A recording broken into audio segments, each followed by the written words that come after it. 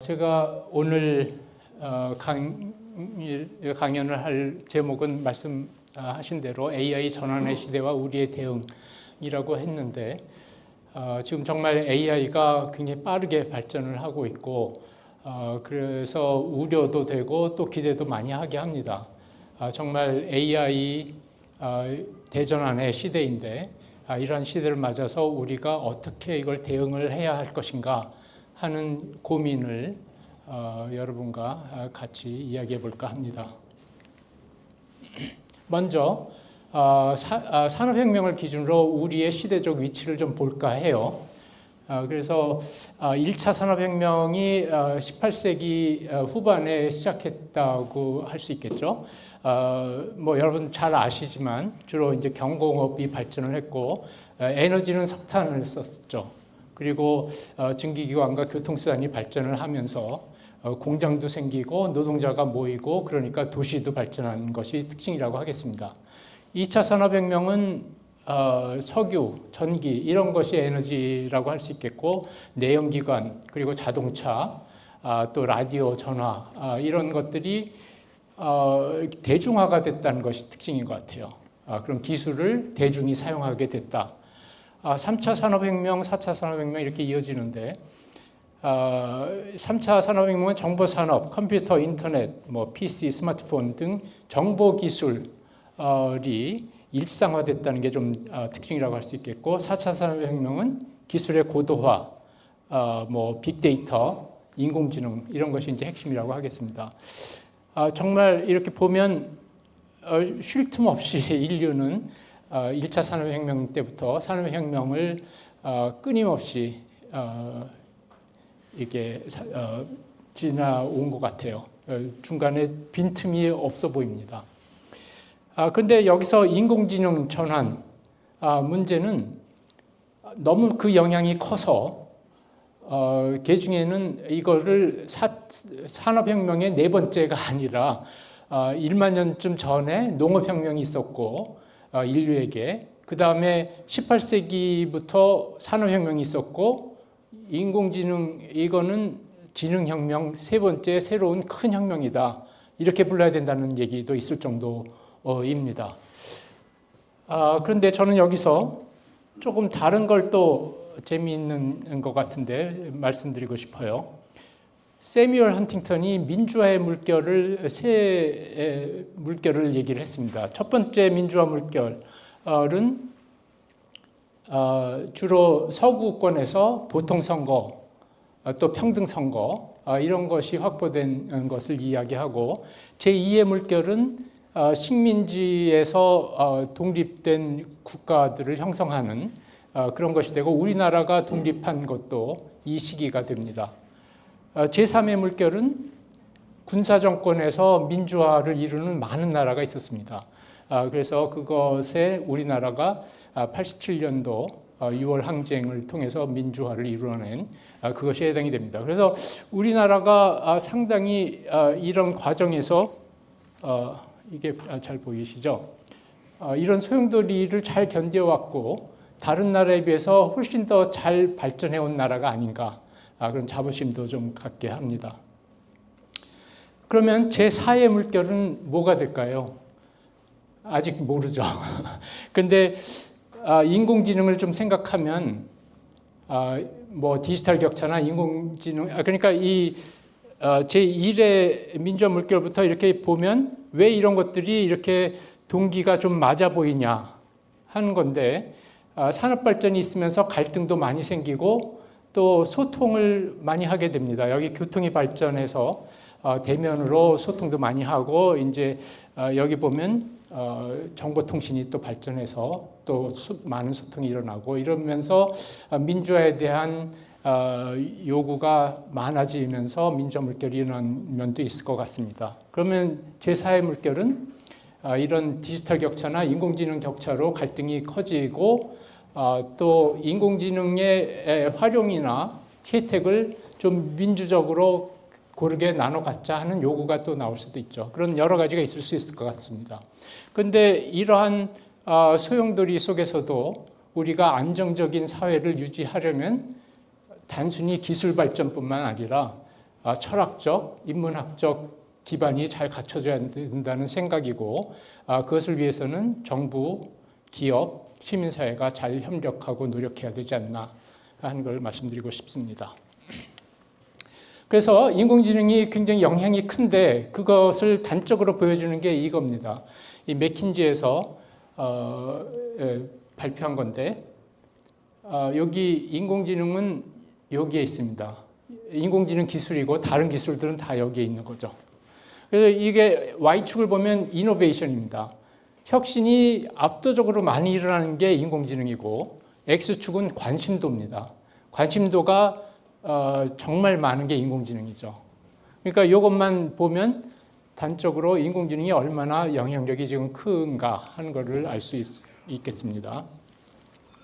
그래서 인공지능의 발전 배경을 좀 얘기하자면, 지금 많이 발전하고 사용하는 인공지능이 다 인공신경망 바탕입니다. 그래서 인공신경망 기준으로 그 발전사를 좀 보면, 이 연도표에서 보면 처음에 시작이 이제 2차 세계대전 때라고 생각할 수 있을 것 같아요.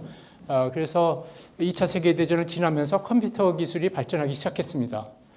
그러면서 인공지능에 대한 개념도 생겨서 1950년에 튜어링이 인공지능을 테스트하는 튜어링 테스트를 제안하기도 했죠. 근데 중간에 인공지능 겨울이 있긴 했습니다만 꾸준히 발전을 해서 2012년에 브레이크스루라고 할 수 있는 알렉스넷이 나왔어요. 이 위는 전부 인공신경망 관련된 기술 개발들입니다. 그리고 나서 갑자기 인공지능이 많이 발전을 하면서 알파고도 나왔고, 트랜스포머 개념도 나왔고, 알파폴드 2, 챗GPT, 그러면서 굉장히 많은 모델들이 쏟아져 나왔습니다. 그런데 여기에서 이 알렉스넷을 개발한 사람은 제프리 힌턴 그룹이죠. 그래서 제프리 힌턴 그룹이 사실 그 전에도 많은 일을 했어요. 볼츠만 머신, 또 학습에 필요한 인공지능 알고리즘인 백프로파게이션. 그래서 이런 것들을 개발한 공로로 노벨 물리학상을 받았죠. 그것은 여기 핫필드 네트워크를 고안한 핫필드와 같이 노벨 물리학상을 받았습니다. 데미스 하서비스가 그 그룹에서 알파고도 개발했고 알파폴드 2도 개발한 공로로 노벨 화학상을 받았습니다. 제가 말씀드리고 싶은 건 뭐냐면, 컴퓨터 과학자들이 노벨 물리학상도 받고 노벨 화학상도 받았다는 겁니다. 그러니까 인공지능이 모든 분야에서 굉장히 많은 영향력을 끼치고 있다는 그 단적인 것을 보여준다고 할 수 있겠습니다. 그런데 어쨌거나 3차 산업혁명을 거치면서 반도체 기술도 발전하고 컴퓨터 기술도 발전하고 또 인공지능 알고리즘도 발전하고 무엇보다도 데이터가 많이 축적이 됐어요. 그래서 그걸 바탕으로 인공지능이 발전하면서 4차 산업혁명이 태동했다고 볼 수 있겠습니다. 그런데 여기에서 이 제프리 힌튼 그룹에서 개발한 알렉스넷이 아까 브레이크스루라고 그랬는데, 그거를 좀 보자면, 이게 그 심층 신경망을 보여주는 거죠. 그 당시에는 이게 굉장히 큰 거였습니다. 이 심층 신경망이. 보통 신경망 하면은 한두 층을 얘기하는데 이건 8층이 있고 상당히 복잡한 그런 신경망이죠.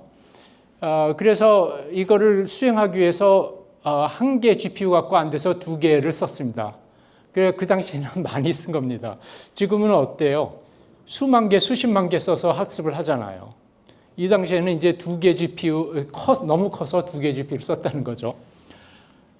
그런데 파라미터 개수를 보면 6천만 개, 아마 여러분께 드린 거는 5천만 개 이상이라고 돼 있는데, 제가 이걸 다 더해 보니까 웨이트 또는 파라미터 수가 6천만 개쯤 되는 것 같아요. 그래서 6천만 개의 파라미터를 가진 게 그 당시로서는 엄청나게 큰 거였습니다. 그리고 한 번 인퍼런스 하는데 곱셈을 8억 번을 해야 되는 거니까 그 당시로서는 굉장히 큰 거였죠. 지금은 뭐 별로 큰 게 아닌데. 여기 보면은 이런 계산 하나, 이거 컨볼루셔널 뉴럴 네트워크인데 이런 계산 하나하나가 다 이런 퍼셉트론 모델이고, 이 퍼셉트론 모델은 사람의 신경망을 모델링한 거죠. 뉴런 한 개의 모델이 이런 거죠. 그래서 그 앞에서 오는 신호들을 모아서 여기 시냅스를 거쳐서 가는 것을 이렇게 웨이트를 곱하는 형태로 모델링을 해서 그걸 다 더해서 어떤 수준 이상 되면은 출력을 내는 이런 형태고, 요 W라는 것이 이제 파라미터고, 그 파라미터 개수가 이렇게 된다는 거죠. 그러니까 굉장히 많은 이런 뉴런들이 여기에 들어있다고 볼 수 있겠습니다. 근데 이게 발전을 해서 GPT-3로 가면서는 파라미터 개수가 1750억 개, 앞에는 6천만 개였는데 1750억 개니까 수천 배 커진 겁니다. 그래서 그 발전 속도를 보면 이게 선형으로 증가하는 것처럼 보이지만 Y축이 로그 스케일이기 때문에 사실 익스포넨셜로 굉장히 빠르게 증가를 한 겁니다. 그래서 GPT-3의 경우 1750억 개인데 10의 11승 정도 되는 거죠. 그런데 인간 두뇌의 시냅스 수는 14승 이상. 그러니까 1000배 더 커져야 사람 두뇌 비슷하게 된다고 볼 수 있죠. 사실 사람의 두뇌를 보면 시냅스 하나가 메모리 그 웨이트 하나 가진 것보다 훨씬 복잡하게 동작한다고 그래요. 그렇지만 아주 간단하게 모델링 했을 때에도 아직 이렇게 된 게 1000분의 1 정도밖에 안 되는 거죠, 사람 두뇌에. 근데 어쨌거나 이렇게 이런 파라미터가 많으니까 그걸 메모리에서 가져와야 되는 거죠. 그러다 보니 저전력 대용량 메모리가 필요하고, 우리나라가 메모리를 가장 잘하니까 저는 이것만 봐도 우리나라의 가능성이 있다고 봅니다. 제가 이거를 좀 더 확장해서 그려봤어요. 그런데 이렇게 빠르게 증가하더니 2021년 이후에는 거의 세츄레이션 된 것처럼 보입니다. 그래서 보면 여기 네이버의 하이퍼클로버도 있고 LG의 엑사원도 있습니다. 우리나라가 상당히 일찍부터 이 거대 언어 모델을 개발을 했습니다. 그런데 한동안 소강 상태였다가 최근에 다시 개발을 하기 시작했는데, 그걸 보면 크기가 더 작아요, 오히려. 그러니까 이게 효율화를 거치고 있는 겁니다. 근데 아까도 말씀드린 것처럼 이게 뭔가 아이고 느린 건가요? 이게 왜 이러지? 예. 사람 두뇌를 보면 여러 부위가 각각 분업을 해서 굉장히 효율적으로 이런 걸 만들고 있습니다. 그러니까 사람 두뇌가 동작하는 거 보면 여기 예를 들어서 거대 언어 모델이니까 주로 언어 부분이잖아요. 언어 부분은 여기 브로카 에어리아라는 데에서 주로 담당을 합니다. 그리고 시신경 부분은 이렇게 뒤통수 부분이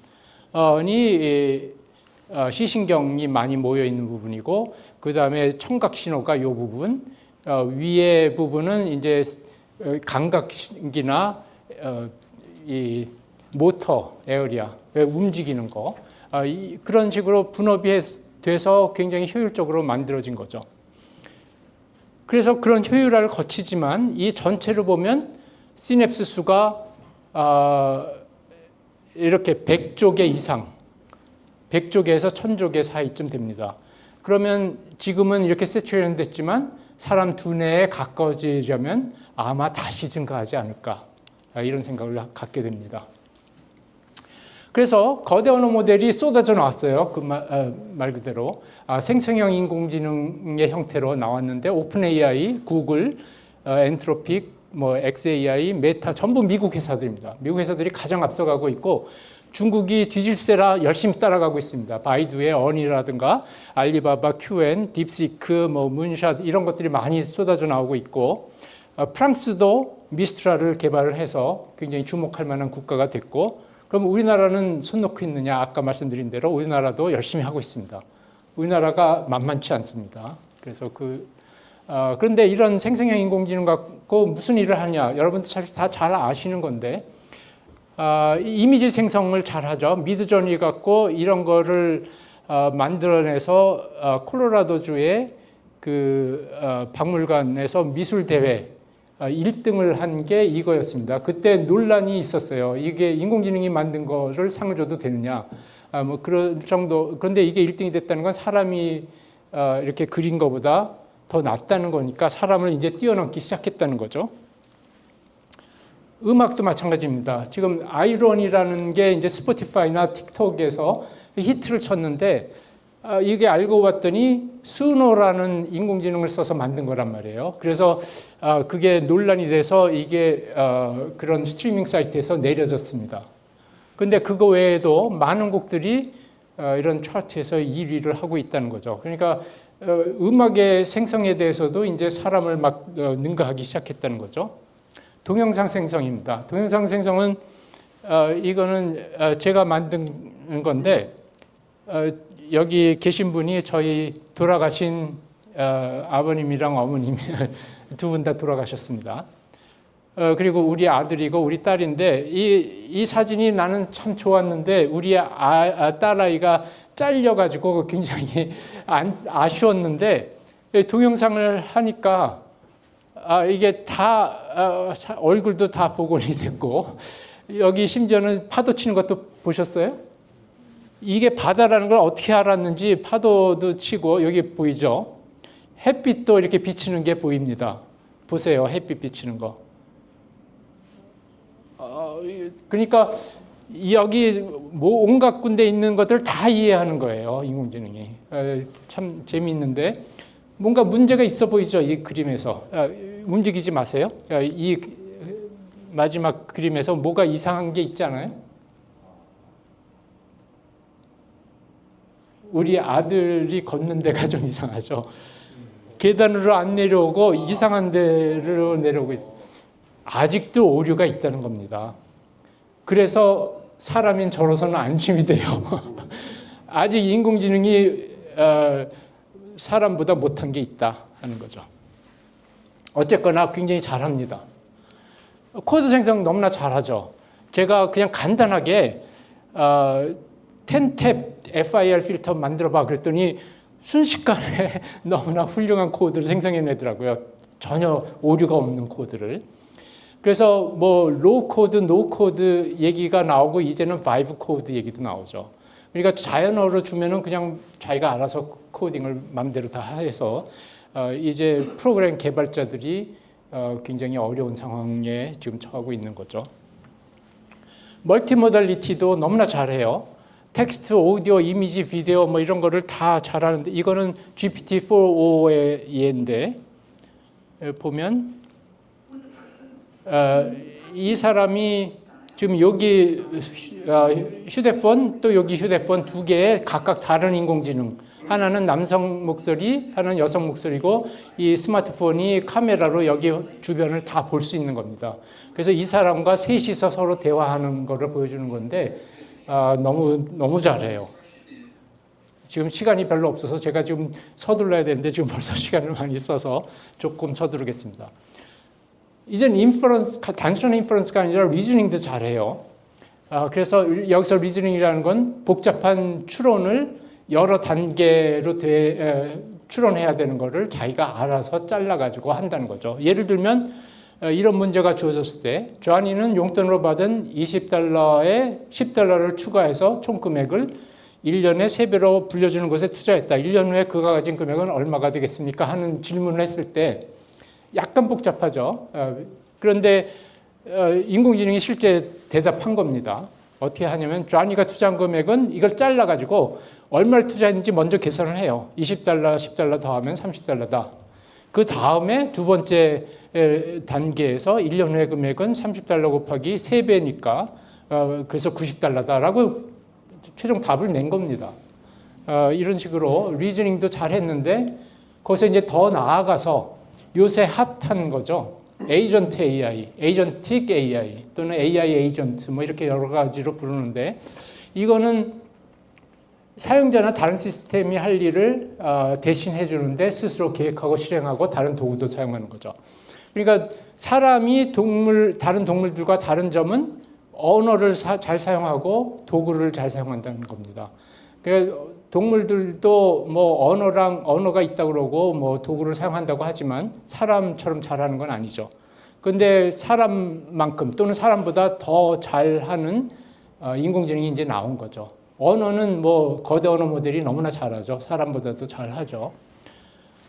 그래서 얘인데 이거는 시간상 그냥 넘어가겠습니다. 예전에는 이제 뭐 구글 그 스프레드시트나 워드 프로세서 뭐 이런 거를 쓰면서 이제 비서가 좀 필요 없게 됐죠. 그렇지만 사람이 그런 워드 프로세서나 스프레드시트를 직접 써야 되니까 그걸 그림자 노동이라고 부르기도 했습니다. 근데 이제는 그 그림자 노동조차도 AI 에이전트가 해준다는 거죠. 그런데 문제는 얘가 AI 에이전트가 단계를 쪼개서 일을 하기 때문에 최종 생성해 주는 건 사용자가 원하는 걸 만들어서 주겠지만 중간에 자기가 중간 목표들을 설정을 합니다. 근데 중간 목표는 사람한테 굉장히 해로운 것일 수 있고 위험한 것일 수 있습니다. 예를 들면 어디 파일을 막 지울 수도 있고 변경시킬 수도 있고 뭐 그런 거죠. 그래서 굉장히 조심해서 써야 된다는 거죠. 이 에이전틱 AI가 도구를 사용하려면 표준화를 해서 아무 라지 랭귀지 모델을 이 MCP라는 표준 인터페이스, 뭐 사실은 표준이라기보다는 디팩토 스탠다드인데 그걸 통해서 그 컴퓨터 안에 있는 앱이나 데이터를 쓸 수 있게 쉽게 이런 인터페이스를 이제 주는 건데, 또는 다른 에이전트랑 커뮤니케이션 하면서 좀 더 광범위한 일을 할 수도 있습니다. 그래서 그건 A2A 프로토콜이라는 표준 디팩토 스탠다드를 사용하면 되죠. 그런데 그걸 갖고 이 오픈 클로를 만들었어요. 이 피터 슈타인버거라는 사람이 오픈 클로라는 걸 만들었는데, 그거는 지금 말씀드린 이런 형태인데 거기에 사용자는 무슨 예를 들면 이 텔레그램 같은 걸로 명령을 주면 그것을 게이트웨이가 이제 연결해 줍니다. 그럼 이 에이전트가 컴퓨터 안에 있는 도구들을 막 사용을 해요. 그런데 어떤 형태로 사용을 하면 어떤 업무를 수행할 수 있는지는 스킬에 그 정보가 적혀 있는 거죠. 그래서 이런 식의 에이전트를 만들어 주는데, 그걸 가지고 몰트북이라는 걸 만들었어요. 이 맷 슐리트가. 근데 이건 에이전트끼리 커뮤니케이션하는 소셜 네트워크입니다. 그래서 이런 에이전트 또 이런 에이전트가 이 SNS를 통해서 커뮤니케이션 하는데, 사람은 보기만 하고 실제 거기에 쓸 수는 없는 그런 형태여서 논란이 많이 됐었죠. 비교적 최근 일이죠. 그런데 이게 지난달 15일 기준으로 150만이 넘는 에이전트가 이미 가입을 했고 메타가 이걸 인수를 했어요. 그런데 아마 상당한 돈을 주고 인수를 했을 텐데 그 비용은 비밀에 붙여져서 얼마인지는 모릅니다. 그런데 이런 유사한 SNS가, 그러니까 에이전트끼리만 커뮤니케이션하는 그런 SNS가 수십 개가 나왔고, 한국에도 유명한 게 이제 두 가지입니다. 한글로 하는 봄마당과 머슴이라는 게 나왔어요. 그런데 이걸 갖고 그 알렉산더 라이트플로라는 사람이 renthuman.ai를 만들었어요. 이건 뭐냐면 이 에이전트는 컴퓨터 안에 앱만 사용합니다. 그러니까 가상 세계에서만 노는 거예요. 그럼에도 불구하고 위험합니다. 왜냐하면 이 에이전트가, 이 사용자가 갖고 있는 비밀 정보를 다른 에이전트한테 흘려줄 수도 있어요. 그래서 굉장히 위험한 거죠. 그렇지만 가상 세계에 있으니까 그래도 좀 나은데, 이제 이 renthuman.ai는 우리 현실 세계에서 할 일이 있으면, 예를 들어서 어떤 물건을 저 사람한테 배달해, 그런 게 있으면 사람을 고용하는 겁니다. 인공지능이 사람을 고용해서 일을 시키고 그 일을 마치면 이 스테이블 코인으로 대가를 지불하는 그런 걸 만들었는데, 지난달 15일 기준으로 50만 명 가까이 이미 등록을 해서 이 사람들은 나에게 일을 시켜주시오 하고 인공지능한테 이거 요청하는 이게 50만 명, 지금은 아마 훨씬 더 늘었을 거라고 생각합니다. 그리고 그 당시에 10,000건 이상이 이미 진행이 됐거나 진행되고 있는 그런 상태가 된 거죠. 그래서 굉장히 다른 세상으로 막 넘어가고 있는 것 같은 약간 두려움도 느껴지는 그런 일이 벌어지고 있습니다. 그런데 엔스로픽이 또 다른 에이전틱 AI를 만들어서 이거는 클로드 코어라는 거죠. 그것도 마찬가지 비슷한 형태인데 이 스킬들을 모아서 플러그인이라는 걸 만들었습니다. 이 플러그인은 자기가 어떤 업무 좀 더 광범위한 스킬 갖고는 되지 않는 여러 가지 스킬을 다 써서 해야 되는 복잡한 업무를 하고 싶으면 이 플러그인을 만들어서 장착만 하면 그 일을 할 수 있는 거죠. 근데 이거의 좋은 점이 뭐냐면 클로드 코어이 이미 플러그인을 라이브러리로 해서 제공한다는 겁니다. 11가지인가 뭐 되는데 12가지인지. 예를 들면 세일즈를 위한 플러그인, 마케팅을 위한 거, 뭐 커스터머 서포트, 파이낸스, 법 관련된 거 또는 리서치까지 이런 여러 가지 플러그인을 제공해서 그거를 그냥 장착만 하면 그런 일을 할 수 있는 겁니다. 그런데 내가 원하는 식으로 커스터마이즈도 할 수 있어요. 이 플러그인을 조금 고치면 내가 원하는 일을 하게 해주면서 그거에 필요한 코딩은 클로드 코드가 자기가 알아서 코딩을 해줍니다. 그러니까 아주 간단하게 자기 아주 유능한 비서를 이렇게 만들 수 있는 거고 이게 발표되면서 소프트웨어 회사들 주가가 폭락했었습니다. 현 상황이 거기까지 온 거고요. 그럼 앞으로 어떻게 발전해 나갈 것인가 전망을 보면 레벨 1부터 5까지 이건 오픈 AI가 발표했던 겁니다. 조금 된 거긴 한데 그런데 구글도 비슷한 단계로 발표한 게 있습니다. 조금 다르긴 하지만 그래서 레벨 1은 conversational AI 그래서 챗봇 같은 거를 생각하면 됩니다. 챗GPT 같은 거죠. 이미 잘합니다. 리즈닝 이것도 이미 잘합니다. 세 번째가 이제 에이전트인데 에이전트 2단계로 지금 와 있는 거죠. 그런데 여기서 얘기하는 에이전트는 이제 며칠 동안 할 일을 에이전트가 알아서 자동적으로 다 해준다. 이런 단계까지는 아직은 좀 아닌 거죠. 그 다음 단계 레벨 4는 이노베이터, 그 혁신을 할 수 있는 창의적으로 혁신할 수 있는 AI. 그 다음 단계는 조직 전체를 관리할 수 있는 오거나이저.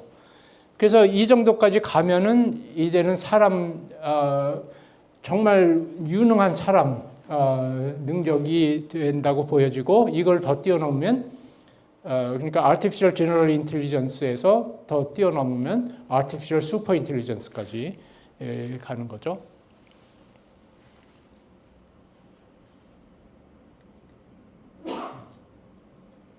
예, 그래서 이렇게 발전을 할 것 같은데 인공지능 활용이나 서비스의 발전을 보면 먼저 아까 말씀드린 대로 멀티모달리티로 이렇게 발전을 해 나가서 다양한 것을 다 할 수 있는 사람 두뇌처럼 또는 이제 제조나 연구 기타 다양한 분야로 산업의 AI 트랜스포메이션은 조금 늦는 것 같아요. 굉장히 많은 학습 데이터나 이런 게 필요하기 때문에 쉽진 않지만 이 방향으로 가고 있고 좀 많이 얘기하고 싶은 게 이제 인바디드 AI 또는 피지컬 AI입니다.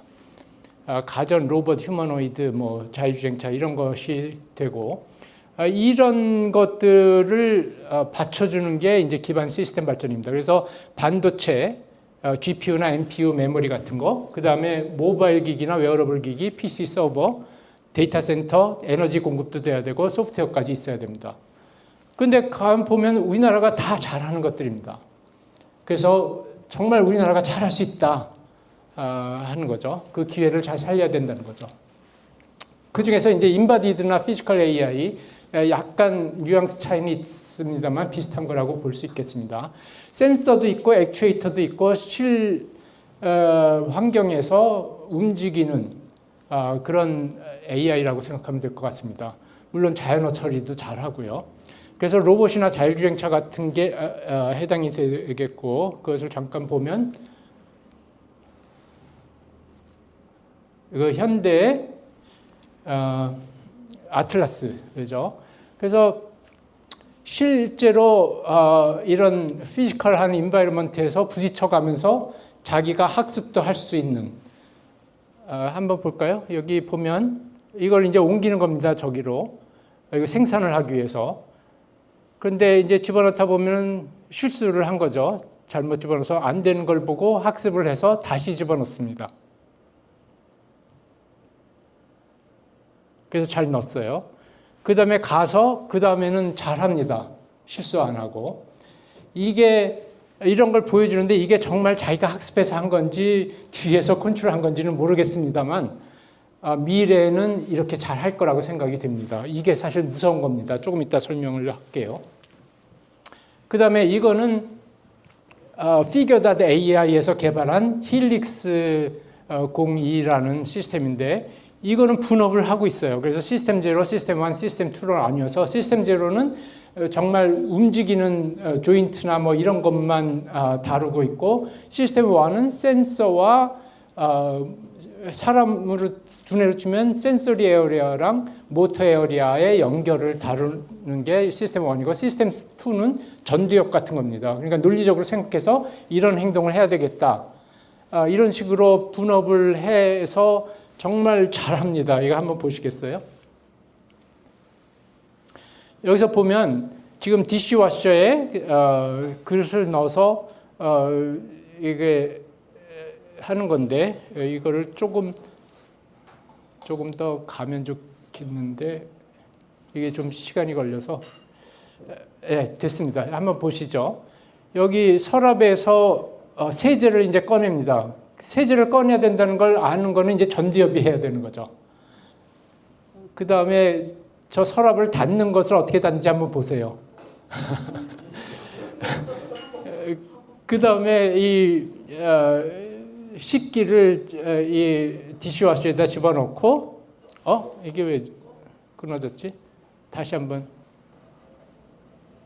이게 재밌는 게 이게 좀 잘 안 되네. 다시 좀 전으로 좀 들어갈까요? 하여튼 더 재밌는 게 뒤에 나오는데 그거는 시간상 그냥 지나가겠습니다. 여기서 frictionless reproducibility라는 말이 있습니다. 이게 스탠포드의 도노 교수가 얘기하는 건데 데이터 사이언스에서 사람들이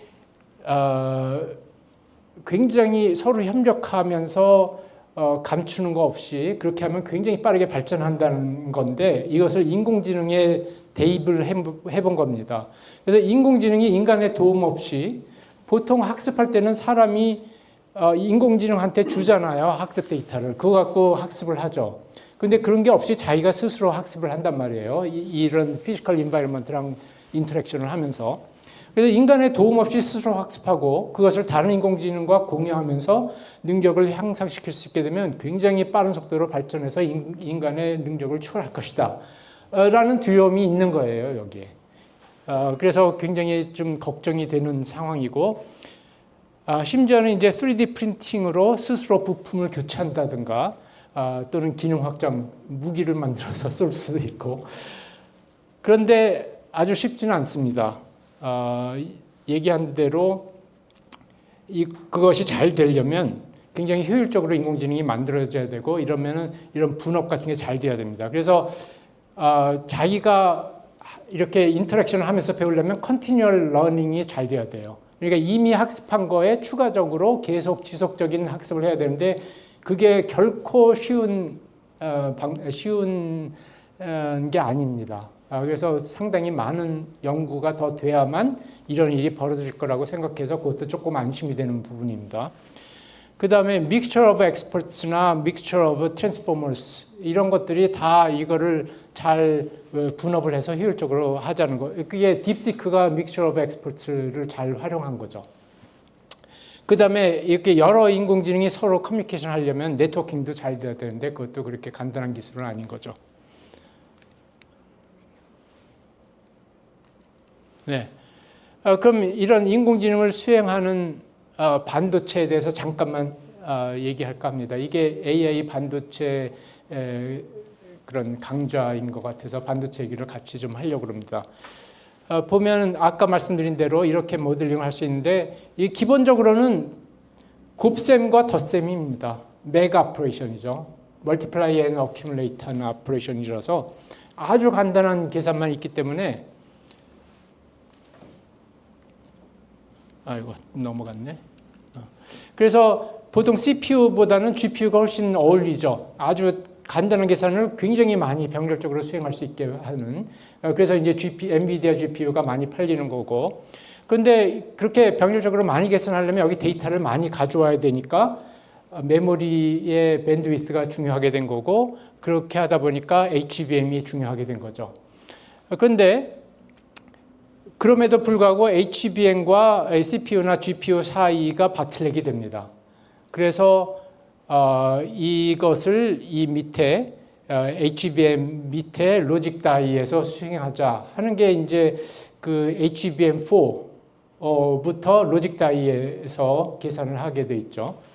그 다음에 그러지 말고 다이에서 계산을 하자, 또는 DRAM 어레이에서 계산하자, 뭐 이런 걸 생각해 볼 수 있습니다. 그래서 이게 이제 프로세싱인 메모리고, 프로세싱인 메모리 패키지, 이거는 밑에 한 패키지 안에 다이에서 계산하는 거고, 프로세싱인 메모리 다이는 여기에 각 다이마다 계산하는 게 있는 거고, 이거는 이미 삼성과 SK하이닉스가 다 이걸 했습니다.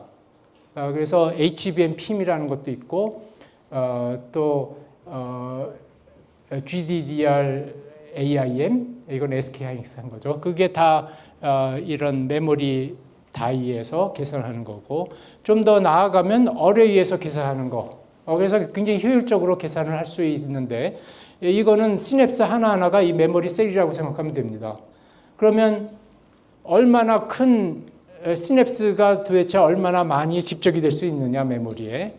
그걸 생각해 보면 메모리 셀 하나하나가 시냅스라고 생각하면, D램으로 생각했을 때 D램이 뭐 보통 기가빗 이 정도까지 이게 용량이 커지고 있는데 세츄레이션이 되죠. 더 이상 크게 하기가 어렵기 때문에. 그러면 이제 기가 개의 시냅스를 가진 인공지능을 생각하면 되는데, 이거를 세츄레이션이 되니까 플래시 메모리가 나와서 그거는 더 확장을 했고, 이게 또 세츄레이션 되니까 3D 낸드가 나와서 더 확장하고 있습니다. 그래서 D램 갖고 층을 쌓은 게 HBM이라고 치면, 플래시나 3D 낸드 이렇게 올라가면 이제 HBF라는 얘기가 요새 나오죠. 그래서 샌디스크 같은 데가 이거를 해보려고 애를 많이 쓰고 SK하이닉스도 하고 있고요. 그래서 이런 식으로 발전하다 보면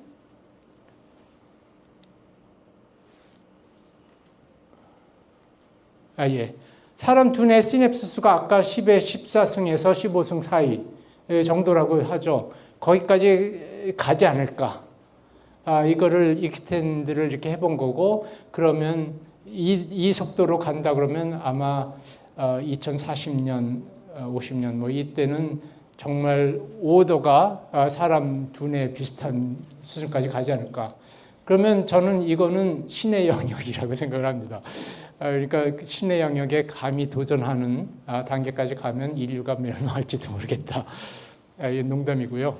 그래서 여기서 더 발전하면 이제 슈퍼 인텔리전스, 아티피셜 슈퍼 인텔리전스도 가능하지 않을까. 근데 이거는 이거보다 더 빨리 발전하고 있다고 얘기하는 사람들 많아요. AGI가 이제 몇 년 안에 나올 것이다, 심지어는 몇 개월 안에 올 것이다, 이렇게 얘기하는 사람들도 있습니다. 그러니까 생각보다 우리가 예상한 것보다 더 빨리 발전하고 있어요. 그래서 이게 어쩌면 더 빠르게 이렇게 갈 수도 있다 하는 거고요. 근데 아무도 모르죠. 근데 소프트웨어가 중요하다고 생각을 저는 합니다. 그래서 요새 뭐 소프트웨어 회사들 죽는다고 그러지만, 인공지능 하드웨어나 반도체가 정말 잘 되려면 그 위에서 올라가는 소프트웨어를 잘 개발해야 된다. 그게 굉장히 중요하다는 거고요. 그래서 저는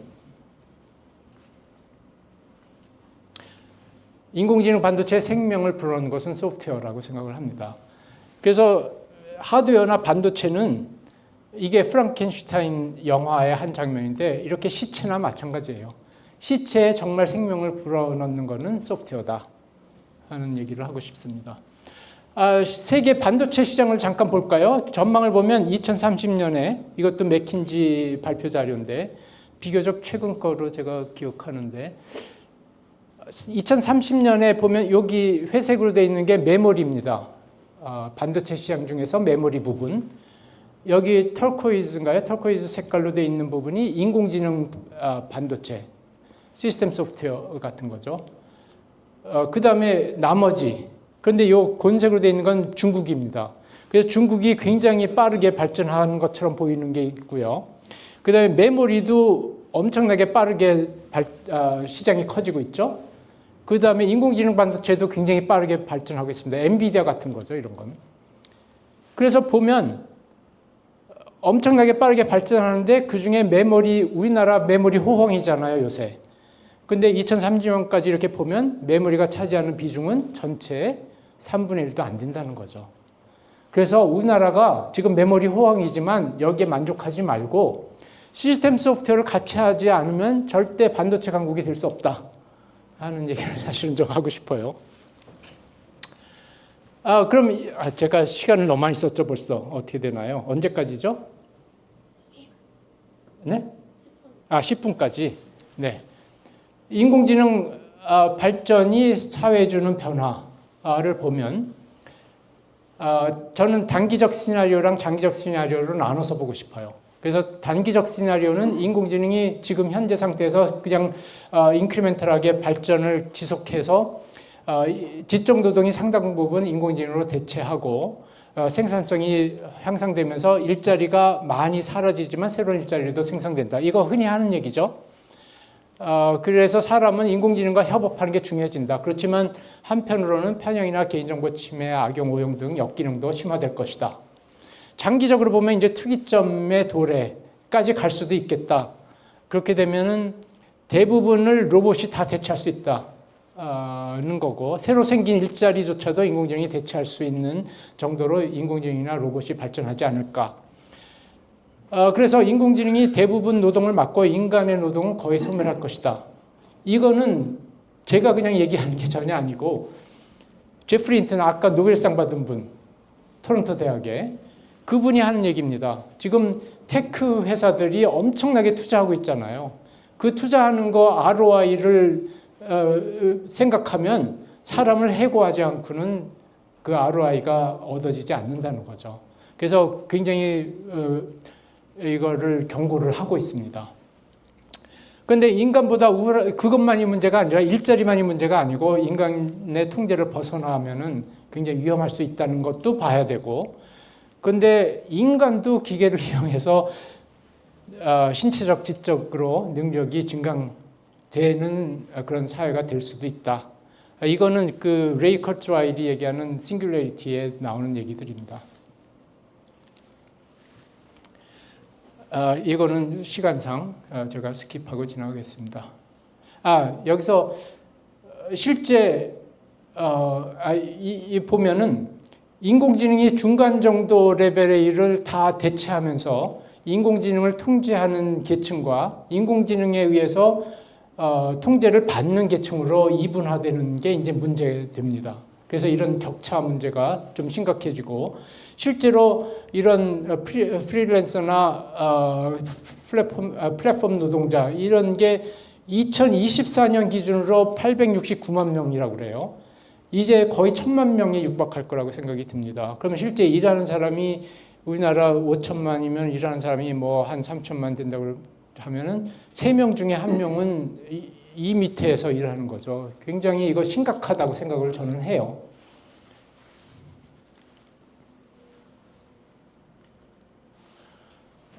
장기적 이거 넘어가고요. 그럼 우리나라가 어떤가? 그걸 한번 좀 보고 싶습니다. 우리나라의 강점은 메모리 반도체 당연히 60-70% 점유하고 있죠. 지금 HBM은 그보다 더 많이 점유하는 것 같은데, IT도 잘 발전되어 있습니다. 우리나라가 IT 자국 고유의 IT 플랫폼이나 워드 프로세서 같은 게 있는 나라가 정말 없습니다. 세계적으로. 그리고 LLM도 우리가 미국, 중국과 거의 어깨를 나란히 할 정도로 일찍부터 LLM을 개발하고 있었고요. 제조 강국이죠. 근데 이런 것들이 다 기술 기반입니다. 이런 강점이. 그래서 우리나라가 정말 AI를 활용해서 이런 기술 경쟁력 제고를 계속하지 않으면 이제 다른 나라가 AI를 활용해서 기술을 따라오면 우리나라는 어려움이 될 수 있습니다. 그래서 제가 하고 싶은 얘기는 기회가 주어졌는데 그걸 못 살리면 그 기회가 바로 위기가 될 거다 하는 그런 절박함이 필요하다. 그런데 AI 모델로 생각하면 최근에 우리나라가 열심히 동결을 해가지고 캐나다를 넘었었습니다. 그래서 우리나라가 명실상부한 3위가 됐어요. 인공지능 모델로 치면. 물론 미국과 중국에 비하면 많이 떨어지지만. 그래서 여기 보면은 지금 우리나라 모델이 여기 있습니다. 이게 성능 순으로 이렇게 나열한 거고, 이 앞에 이게 지금 엑사원인데 엑사원 성능이 현재로서는 가장 우리나라에서 앞서가고 있다고 생각이 되고, 그거보다 앞선 좋은 성능의 모델들은 전부 미국 아니면 중국입니다.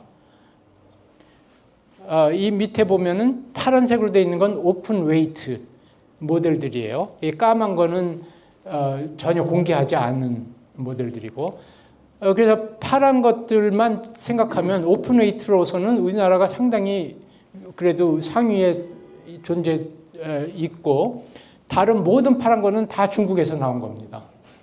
그냥 미국도 오픈 웨이트 모델이 있지만 그거는 우리나라 모델보다도 아래에 있는 거죠.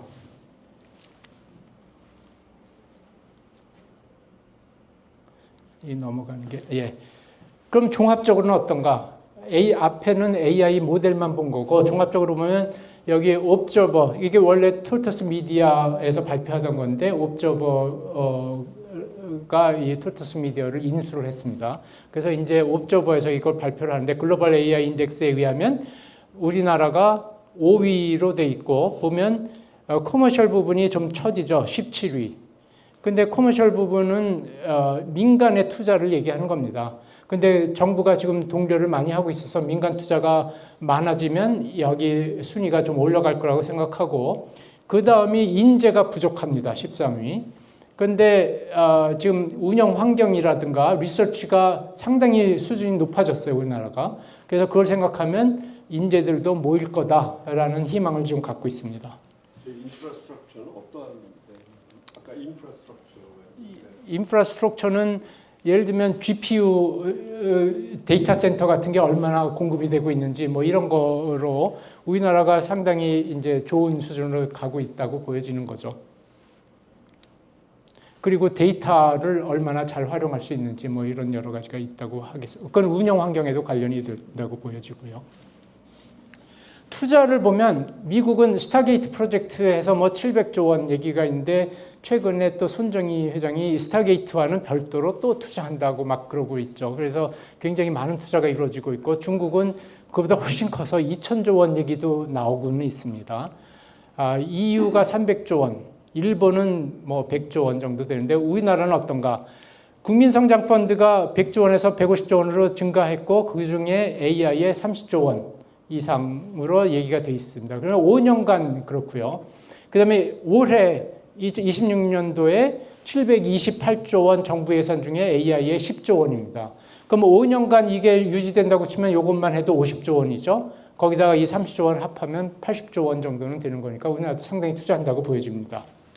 그러면 이런 AI 투자로 누가 무엇을 어떻게 할 것인가? 10개를 했는데 이 10개 다 얘기할 시간은 없을 것 같고, 10분 정도 남은 거죠. 네. 그래서 예를 들면 주권적 AI 모델을 개발할 것이냐, 아니면 해외 AI 모델을 도입할 것이냐, 뭐 이런 문제. 이거 정부와 기업이 생각해야 될 부분이고, AI 데이터 센터 구축하고 전력 공급해야 된다. 이것도 정부와 기업. 인공지능 반도체도 우리가 신경 써야 된다. 정부, 기업. AI 확산, 인력 확보 문제. AI 진흥을 할 것이냐 규제할 것이냐, 이거는 시민사회도 같이 고려해야 될 부분이고, 정부 투자를 어떻게 할 것인가, 로봇의 기본소득 이런 것도 이제 고려해야 되지 않느냐 하는 문제, 그 다음에 장기적 연구에 대한 대비, 그 다음에 국제협력, 이거에 대해서 아주 일부만 설명하고 마치도록 하겠습니다. 우리나라가 주권적 AI 모델을 개발하지 않으면 어떻게 되냐? 우리나라가 세계 3강 이미 다다르고 있는데, 우리나라 AI 모델이 없으면 그거는 포기해야 된다라는 거죠. 자동차 엔진 없는 자동차 강국을 부르짖는 거나 마찬가지인 거고, 이게 없으면 핵심 기술, 표준 제정 등 국제적 논의에 주도적 참여가 안 될 거다. 우리나라가 핵폭탄이 없어가지고 배제되고 있잖아요. 그런 비슷한 개념이 있다는 거고, 국가안보나 국방 자주성 침해, 요새 전쟁에 막 인공지능 쓰이고 그러잖아요. 그런 거 생각하면 주권적 AI 모델이 꼭 필요하다. 공급망이 더 이상 AI 모델을 공급 안 하면 해외에서 그런 문제가 되고, 문화적 편향 문제도 있고, 주권 데이터를 저쪽으로 다 보내야 되니까 그런 문제, 여러 가지 문제를 안고 살아야 될 겁니다. 그래서 주권적 AI 모델은 꼭 개발해야 되고, 다행히 우리나라가 이미 주권적 AI 모델이라고 할 만한 것들을 갖고 있기 때문에 가능성은 충분하다. 그런데 그러면 주권적 AI 모델에만 의존할 것이냐? 저는 그렇게 생각하지는 않고, 해외에 이미 많이 도입이 되고 있지만 해외 AI 모델도 도입을 해서 투트랙 접근 방법이 필요하다는 거죠. 해외 모델은 도입을 해서 산업 확산에 쓰고, 나중에 아까 표준화 얘기를 했잖아요. 인터페이스를 표준화를 하면 나중에 도입한 AI를 우리 주권적 AI 모델로 대체할 수 있다 하는 희망을 갖고 있습니다. 데이터 구축, 이거는 비교적 우리나라가 잘하고 있어서 이제는 더 이상 얘기 안 하고 넘어가겠습니다. 인공지능 반도체, 조금 전에도 유형규 교수님과 얘기를 했는데, 엔비디아 GPU를 대체할 수 있는 저비용 NPU 요구가 급증하고 있는데, 우리가 너무 시기 늦지 않게 우리나라도 국산 NPU를 잘 개발하면 좋겠습니다. 근데 저는 이게 가능성이 있다고 보는 게, 아까 핀 얘기도 했지만 우리나라가 메모리는 시장을 꽉 잡고 있잖아요. 근데 사람 두뇌를 모사하려면, 사람 두뇌는 이게 다 메모리입니다. 아까 시냅스 얘기를 했죠. 메모리가 굉장히 중요하고, 그래서 우리나라가 가능성이 있습니다. 그래서 메모리와 이런 연산자를 합쳐서 잘 인티그레이트한 그런 NPU는 우리나라가 잘 할 수 있을 거다라는 희망을 갖고 있습니다.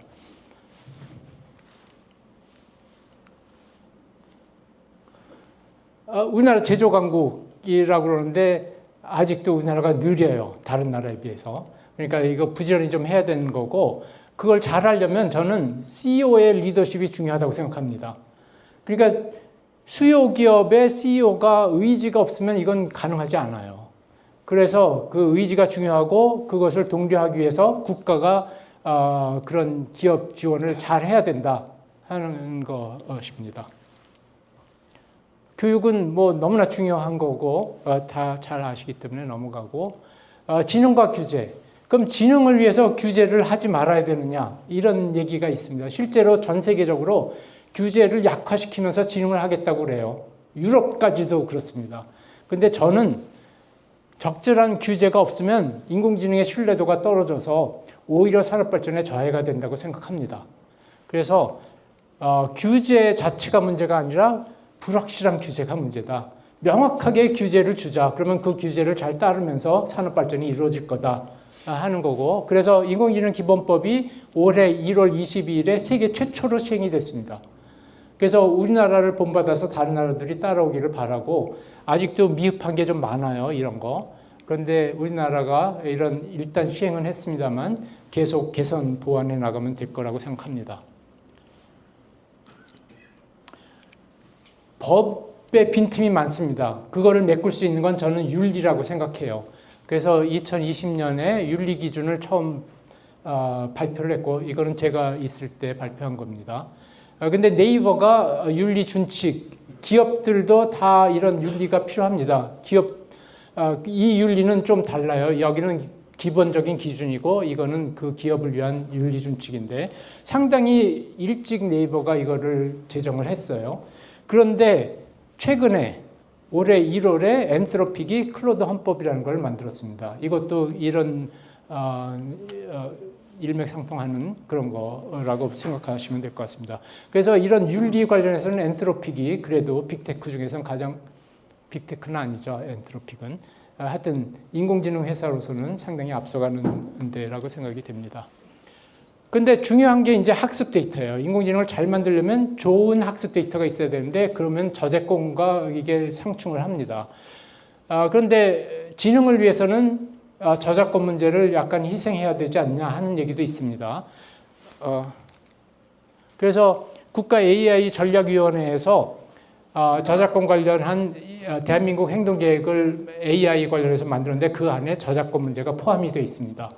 그래서 세 부류로 나눴어요. 하나는 거래 시장이 있는 경우, 이거는 이미 기존에 그런 저작자들을 대변해주는 기관들이 많은 곳입니다. 여기는 이미 인공지능 회사와 저작자들 사이에 이런 문제들을 다 해결해서 거래가 이미 이루어지고 있습니다.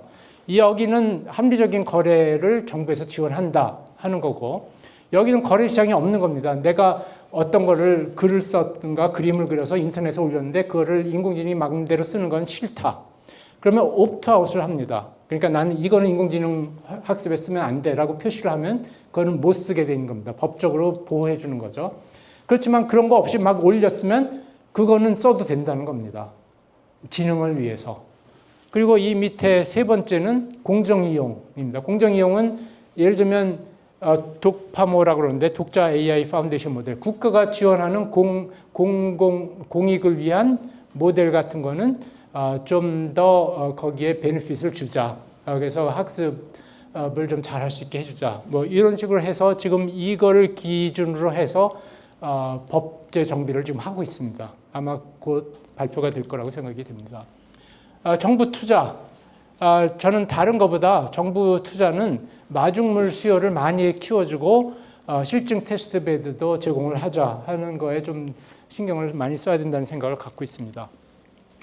로봇의 기본소득, 기본사회 이런 것이 여태까지는 반발도 많고 부정적인 견해가 많았습니다만 앞으로 장기적인 관점에서 좀 논의를 시작해야 될 때가 되지 않았나 하는 생각이 조금 있습니다. 그래서 국부 펀드를 투자한다든가 로봇의 기본소득 등에 대한 사회적 합의를 지금부터 좀 노력을 해야 되지 않나. 그래서 궁극적으로 기본사회 구현도 좀 최소한의 삶은 영위할 수 있는 그런 사회적 시스템을 만드는 노력을 해야 될 것 같다 하는 겁니다. 장기적 연구, 당연히 기술적인 것도 해야 되고 미래 사회에 대한 인공지능 영향 연구도 해야 될 거라고 생각이 됩니다. 그래서 인공지능이 특이점을 넘어서 발전하는 시나리오를 가정해서 인공지능 로봇과 함께하는 삶은 어찌 돼야 되는지, 초월적 존재의 출현 가능성과 사회 영향에 대한 연구, 인간성과 인공지능에 대한 인문철학적 연구 같은 거 이런 거를 좀 할 필요가 있고, 또 인공지능이 통제가 안 될 경우의 위험에 대비한 연구. 그래서 저는 기존에 관련 연구를 하는 연구소들이 되게 많아요, 보니까. 그래서 그런 것들을 다 엮어서 하나의 국가 미래 인공지능 연구 허브 같은 걸 만들면 어떨까. 그리고 그것이 나아가서 국제 네트워크로 발전하면 좋겠다. 이런 생각을 좀 합니다. 그래서 국제 협력이 필요하고 범국가적인 이슈로서 안전, 표준화 등이 있는데 이게 범세계적으로 발전을 해야 된다. 그래서 국제협력이 중요하다는 거고, 패권이 아닌 지금 미국과 중국 또 전쟁에서 이 AI 갖고 패권 다툼을 하고 있는데 그게 아닌 상생협력을 위한 인공지능 개발 활용이 인류 공용에 정말 이건 필수적이다 생각해서 우리나라가 미중 빼고선 선도적인 역할을 할 수 있다고 저는 생각을 합니다. 그래서 지금 최근에 보면 UN AI 허브라는 것을 우리나라가 제안을 했어요. 그래서 UN의 이 기구를 우리나라에 유치하자라는 운동이 지금 벌어지기 시작했는데 정말 좋은 아이디어라고 생각하고 이걸 좀 잘 하기를 바랍니다.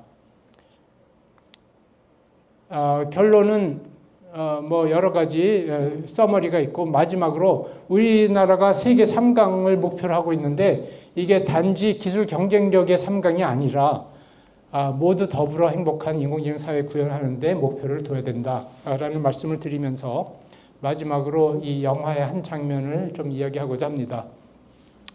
이거는 칼 세이건 원작의 물리천문학자죠. 원작의 1997년 영화 컨택트라는 영화에 나오는 한 장면입니다. 이게 뭐냐면 외계인과 연결이 됐어요. 그래서 외계인한테 지구에서 선정된 한 사람을 보내는 겁니다. 웜홀을 통해서. 그런데 그 한 사람을 누구를 보낼 것인가를 정하는 위원회에서 이 사람이 이제 후보 중에 한 사람입니다. 영화에서는 에로웨이 박사인데 이 조디 포스터가 지금 연기를 하고 있는 거죠. 이 사람한테 위원회가 질문을 합니다. 외계인들에게 한 가지 질문을 만약에 네가 가서 외계인한테 질문을 한다 그러면 그게 뭐가 될 것이냐라고 질문을 했어요. 그랬더니 조디 포스터가 뭐라 그러냐면 제가 그 외계인한테 묻고 싶은 질문은 외계인들이 어떻게 스스로를 파괴하지 않고 기술의 사춘기로부터 살아남았냐는 겁니다. 라고 답을 해요. 근데 이것을 받아서 다리오 아모데이, 엔트로픽의 파운더죠. 그 사람이 그 기술의 사춘기라는 글을 굉장히 장문의 글을 썼어요. 거기서 이 내용을 받아서 하는 말입니다. 제가 읽겠습니다. 인류가 AI와 함께하는 세상에 문턱에 서 있는 현재 상황에 이 질문이 너무나 적절하고 외계인의 답이 우리를 이끌어줄 수 있으면 좋겠습니다. 인류는 격동적이고 피할 수 없는 통과 의례에 들어서고 있고 우리 인류가 누구인지 시험받게 될 것입니다. 인류는 AI로 해서 상상을 초월하는 힘을 얻게 될 것인데 우리의 사회, 정치, 기술 체계가 충분히 성숙한지 불분명합니다. 라고 글을 썼어요. 감사합니다.